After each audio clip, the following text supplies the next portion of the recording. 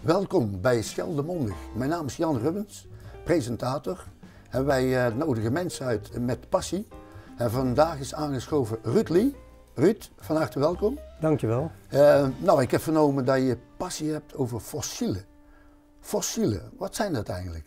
Ja, fossielen dat zijn eigenlijk resten van organismen die meer ouder zijn dan 10.000 jaar, die dus heel vroeger geleefd hebben. En de resten daarvan, dat kunnen allerlei vormen kunnen die aannemen, die je terug kunt vinden her en der op de wereld. Dus het is van dieren en van planten? Planten, alles wat geleefd heeft. Alles wat geleefd heeft, ja. Tot voor 10.000 jaar geleden. En het bekendste voorbeeld in West-Vlaanderen, wat is dat? Voor mij het bekendste voorbeeld in West-Vlaanderen, dat zijn waarschijnlijk de mammoeten. De mammoeten, dat zijn natuurlijk de dieren. Ja. En de haaientanden in Cadzand? Cadzand, dat is natuurlijk bekend voor zijn haaientanden. Hè. Die spoelen daar aan en die worden daar heel veel gezocht. Ik heb hier bijvoorbeeld zo'n haaientand bij me genomen. Dit is niet wat je op Cadzand vindt. Hè. Nee. Dit is wat je dus van elders komt. En waar heb je die gevonden, Ruud? Deze komt uit Florida. En hoe oud is deze nou? Deze zal ongeveer tussen de 5 en de 10 miljoen jaar oud zijn. Ja. En deze heb ik gekregen en die gebruik ik eigenlijk als voorbeeld als ik vertel over haaientanden terwijl ik aan het gidsen ben in het Zwin. Oh, mooi. En zo'n haaientand, waar bestaat die uit? Zo'n haaientand, het begint natuurlijk, als die vers is het kraakbeen, is heel licht, is flexibel. En naarmate die ouder wordt en in de grond zit, dan wordt de kalk van het kraakbeen wordt vervangen door een ander mineraal. In dit geval fosforiet. En dan wordt die ook steeds donkerder. En dan wordt het hard en bros. En dan kunnen ze makkelijk kapot gaan, ja. Ja, dus het is net als een mensentand. Hè. De bovenkant dus, is een punt. Ja. En als je van de punt uitgaat naar onderen toe, wat zien we dat allemaal? Je hebt hierboven dus het glazuur. Ja. Hè? Je hebt daaronder het tandbeen. Precies zoals wij dat zelf hebben. En hier heb je de tandwortel. Die kun je zien. In die tandwortel, daar kun je zelfs de zenuwkanalen nog zien. Dus je weet precies hoe dat helemaal in elkaar heeft gezeten. Wat ik hier altijd bij vertel, en dat is natuurlijk altijd heel leuk, is dat dit is echt een vleeseter. Die heeft karteltandjes. Okay. Wij denken wel dat wij die vleesmessen, dat wij die uitgevonden hebben. Maar die haaien, die hadden dat al veel eerder. Ja. Dus je ziet hier die hele fijne karteltjes zitten daarop. Ja, ik zie het. En die fijne karteltjes, ja, daar snij je als het ware door het vlees mee. Het is een aaseter, vleeseter. Ja, tijdens jouw excursie in het Zwin zul je het wel vertellen, maar waarom vinden wij in Cadzand zoveel haaientanden? Ja. Als we over haaientanden praten, dan praat ik niet over deze haaientanden, maar dan praat ik echt over deze. Dit zijn de haaientanden die je op Cadzand vindt, van klein tot groot. Je ziet dat ze donkerder zijn, die zijn ook verder gefossiliseerd. En je vindt er zoveel, omdat een haai tijdens zijn leven verliest hij eigenlijk aan de lopende band tanden. Als hij een prooi grijpt, verliest hij een tand. Die tand valt in het sediment en die wordt bedekt en dan gaat hij fossiliseren over de miljoenen jaren. En hoe oud zijn deze nou, denk je? Deze tanden die hier van Cadzand komen, die komen uit de ondergrond van België en die zijn 50 miljoen jaar oud. Zo. En die spoelen dan hier aan door de stroming of het opspuiten van het zand? Ja, die tanden die zijn vroeger, dat is misschien al een paar 100.000 jaar geleden, toen de Schelde nog eigenlijk van Noord-Frankrijk naar Gent door naar Vlissingen naar de Noordzee liep, die heel ver weg was, is dat door die ondergrond is die doorheen gegaan en heeft hij allerlei brokstukken meegenomen, waaronder de fossielen. De zeebodem hier in dat deltagebied, dat ligt bezaaid met fossiele resten en onder andere die haaientanden. En die spoelen nu hier weer terug aan. Prachtig. Ja. Ja. Dus aan de kleur kun je ook een beetje zien hoe oud het is. Ja. En hoe bepaal je nou origineel hoe oud een haaientand is? Nou, dat hangt, dan wordt er gekeken dus naar de lagen waar die origineel in gevonden wordt. Ja.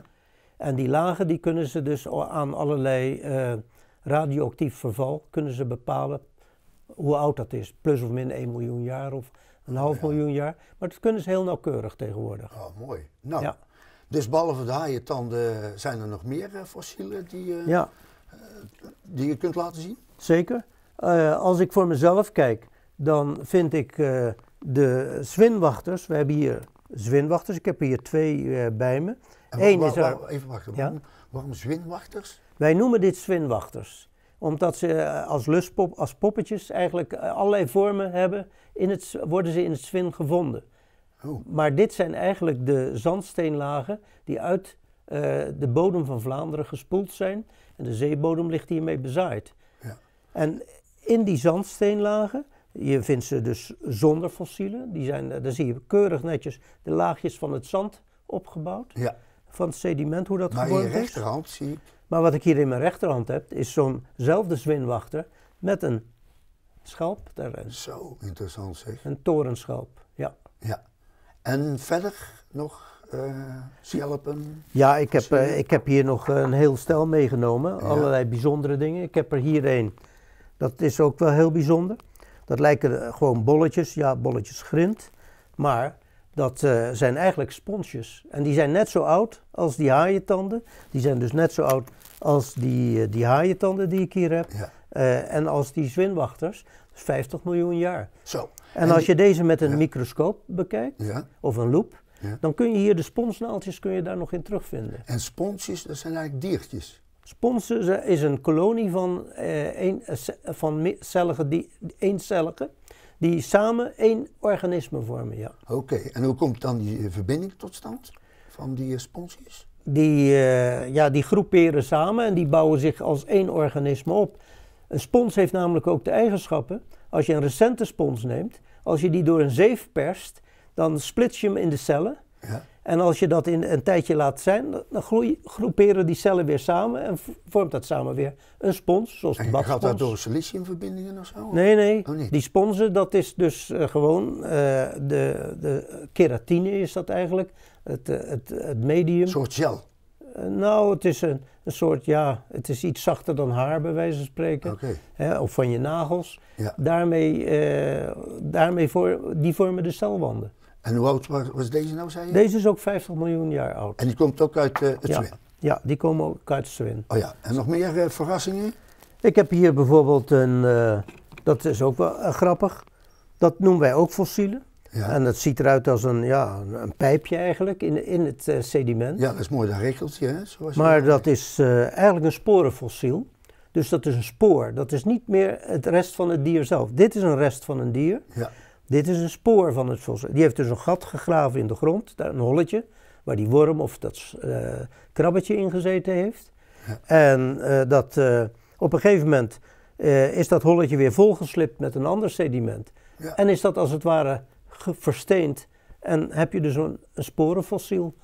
Oh, dat is een sporenfossiel en dat is ook een versteend verleden eigenlijk. Ja, dat is ook een getuigenis eigenlijk van iets wat vroeger geleefd heeft. Zo interessant zeg. Ja.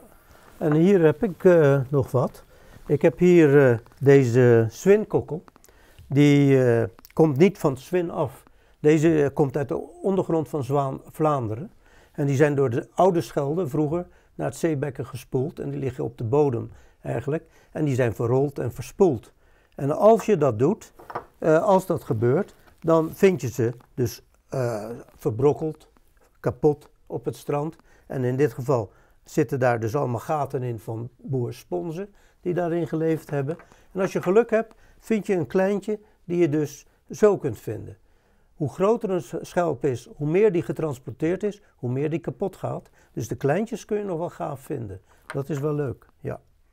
Dan heb ik hier nog een slak die in zo'n zwinwachter zit. En als je dan precies wil zien hoe die eruit ziet, dan wordt er met een beetje gummi, is daar een afdruk van gemaakt. En met die afdruk, daar kun je dus aan bepalen welke schelp dat is. En als laatste heb ik dan hier nog een stukje zeebodem. Daar zitten die zwinkokkels daarin, maar er zitten ook een heleboel kleintjes in. Als je dit stukje goed bekijkt, dan zitten daar misschien wel 10 verschillende soorten schelpen in. En dat maakt het eigenlijk voor mij, die zwinkokkels, die zwinwachters, die zijn veel interessanter dan de haaientanden. Ja, ik merk het, ja. Geweldig. Ja, de haaientanden, Ruud, die zijn natuurlijk bekend. Maar die fossielen die je nou hebt laten zien, dat zullen de kijkers echt heel interessant gevonden hebben. Ja.